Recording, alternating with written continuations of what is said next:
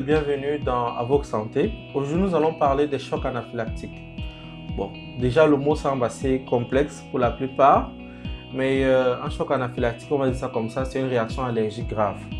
Donc, vous avez un patient ou une personne qui, pendant qu'elle s'alimente, va par exemple subitement se sentir mal, avoir du mal à respirer, se mettre à transpirer abondamment, elle peut s'écrouler, elle peut perdre connaissance, elle peut avoir des troubles de la conscience. Vous vous dites là, peut-être que la personne est en train de faire un choc anaphylactique. Et quelles sont les principales causes des chocs anaphylactiques? Comme cause, nous pouvons citer des piqûres d'abeilles, même la plupart des zooploptères, donc même d'une guêpe qui peut également piquer et déclencher ça. Vous avez parfois des cacahuètes chez des personnes qui ne savent pas. Même le simple fait qu'on parle de cacahuètes, on parle d'arachide. Il y a des personnes qui sont allergiques à l'arachide et qui ne le savent pas. Du coup, la première fois qu'elles consomment ça, elles peuvent d'emblée faire un choc anaphylactique. Vous avez des médicaments, vous avez des antibiotiques, vous avez d'autres aliments qui peuvent également entraîner des allergies graves et entraîner un choc anaphylactique. Donc, comment est-ce que vous allez reconnaître? Comme on l'a dit, vous êtes en face de quelqu'un qui vient de se faire piquer, par exemple. La personne se met directement à faire un malaise.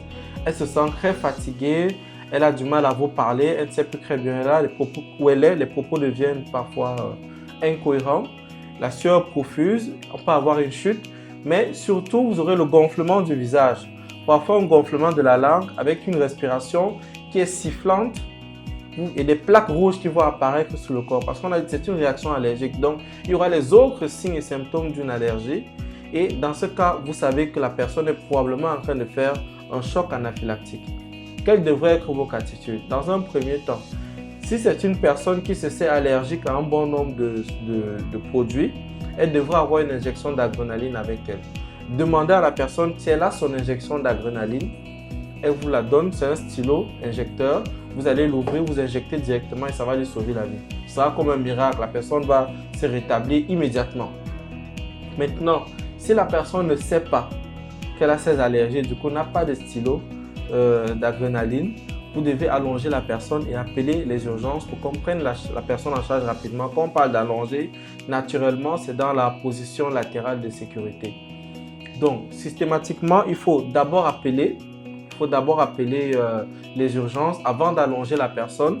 Et si vous n'avez pas de moyen de transport en urgence, vous allez devoir transporter la personne vous-même par vos propres moyens. Parce que, comme on le dit, le choc va entraîner une chute brutale de la tension artérielle.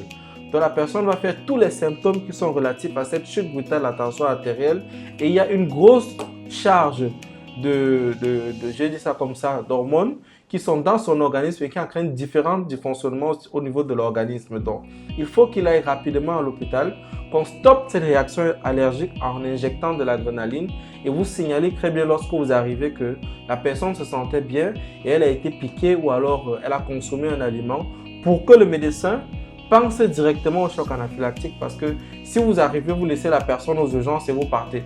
Le médecin qui est là-bas ne peut pas interroger la personne parce qu'elle est dans un état qui n'est pas adapté.